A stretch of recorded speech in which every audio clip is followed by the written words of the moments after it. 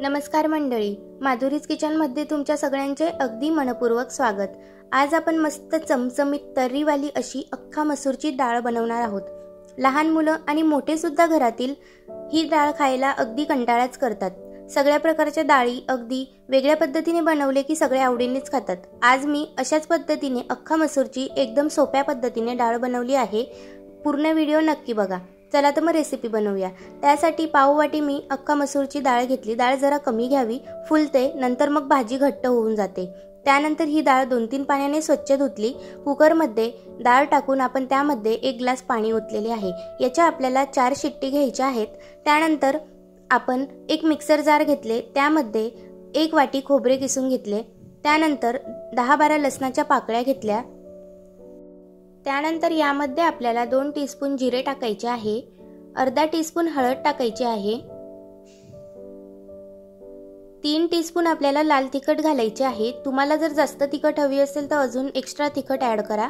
त्यानंतर 2 टीस्पून धना पावडर घालायची आहे, 1 टीस्पून बडीशेप घालायची आहे, अर्धा टीस्पून गरम मसाला टाकायचा आणि कोथिंबीर टाकून हा मसाला आपल्याला बारीक दळून घ्यायचा आहे। जराही पाणी न वापरता दळायचा। त्यानंतर डाळ बघितली, मस्त छान अशी शिजून रेडी आहे।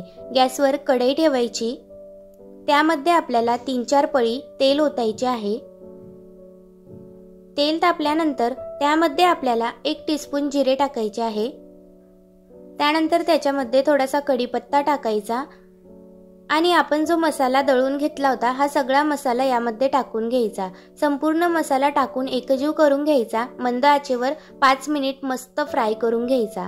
तुम्ही बघू शकता मसाला छान फ्राय झालेला आहे। यामध्ये आता आपल्याला आपण जी डाळ शिजवली होती ती टाकून घ्यायची आहे। संपूर्ण डाळ आपण यामध्ये ओतून घेणार आहोत। त्यानंतर मसाल्याच्या भांड्यामध्येही जरा पाणी घालून ते पाणीही यामध्ये ओतून घ्यायचे। तुम्हाला लागेल त्याप्रमाणे पाणी ओतायचे आणि घट्ट किंवा पातळ असा रस्सा बनवून घ्यायचा।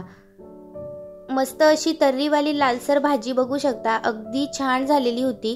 चवीनुसार मीठ टाकायचे, कोथिंबीर घालायची। उकळी आल्यानंतर गॅसचा फ्लेम लो करायचा आणि लो फ्लेमवर आपल्याला 20 मिनिट मस्त अशी डाळ रेडी करून घ्यायची आहे। तुम्ही बघू शकता मस्त अशी छान तरी पण सुटलेली आहे।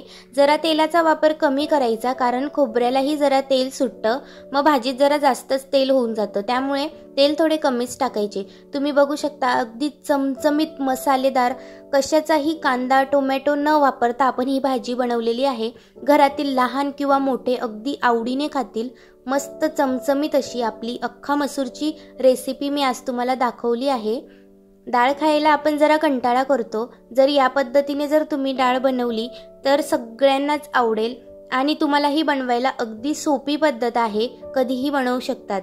जर तुम्हाला आजची माझी ही रेसिपी आवडली असेल तर माझ्या चॅनलला लाईक सबस्क्राईब नक्की करा आणि नवनवीन व्हिडिओ बघण्यासाठी मला फॉलो नक्की करा।